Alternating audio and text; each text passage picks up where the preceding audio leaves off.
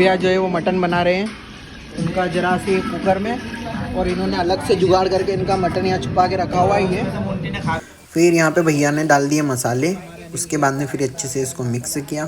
फिर मैं जो है मटन लेके आ गया था यहाँ पे, फिर मैंने इसको इस मसाले के अंदर डाल दिया है। अब भैया जी है इसको बहुत अच्छे से मिक्स कर रहे हैं।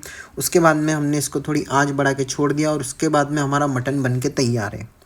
बहुत ही लजीज है। इसके ऊपर हमने इसमें चीज़ डाला हुआ है जिससे और ये काफ़ी टेस्टी हो गया। तो ऐसे वीडियो देखने के लिए हमें सब्सक्राइब करें गाइस।